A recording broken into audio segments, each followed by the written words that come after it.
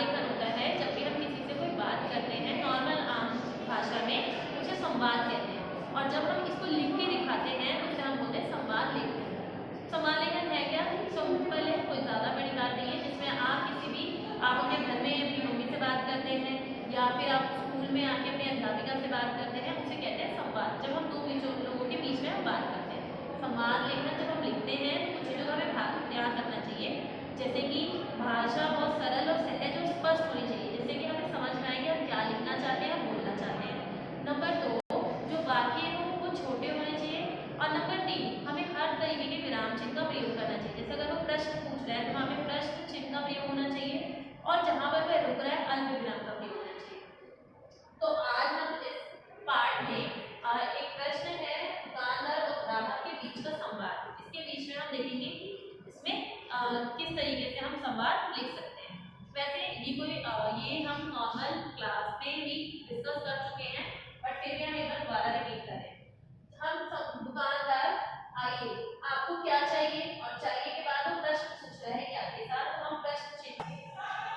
आपने देखा होगा कि जब आप अपनी मम्मी के साथ कहीं बाजार में जाते हैं तो वहाँ के दुकानदार है वो किस तरीके से आपकी मम्मी से बात करते हैं। तो दुकानदार पहले तो बुलाता है कि आपको क्या चाहिए, प्रश्न पूछता है, तब आपकी मम्मी ने बुलाया, या फिर जो ग्राहक होगा वो क्या आपको आंसर करेगा कि नमस्ते भैया, हम किसी को भी ग्रीट करते हैं सबसे पहले। उसके बाद हम आगे पूछेंगे कि मुझे कुछ सब्जियां चाहिए, जो हमें चाहिए होता है या आपकी मम्मी को जो चाहिए होगा वो हमको बताएगी कि वो हमें चाहिए। तो दुकानदार आगे जो अगला सवाल पूछेगा कि मेरे पास आलू है, प्याज है, टमाटर है और पालक है। तो ग्राहक उसके उत्तर में देगा ठीक है, 1 किलो आलू, आधा किलो प्याज दे दो। और फिर वो प्रश्न पूछते हैं उसको और कुछ सामान चाहिए होता है, जैसे कि पालक। उसने पूछा पालक कैसे है, तो दुकानदार, तो पालक 20 रुपए का 1 किलो है।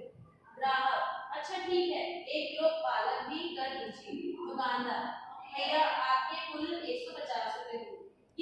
तो फिर इस लास्ट में क्या होता है कि जब भी हम कोई सामान खरीदते हैं तो दुकानदार हमें टोटल पैसे बताते हैं कि हमें टोटल पे उसको कितने पे करने हैं। तो फिर हम लास्ट में उनको जो बताते हैं अमाउंट, हम उतना उन्हें पे करते हैं, और यही पे जो संवाद है वो समाप्त होता है।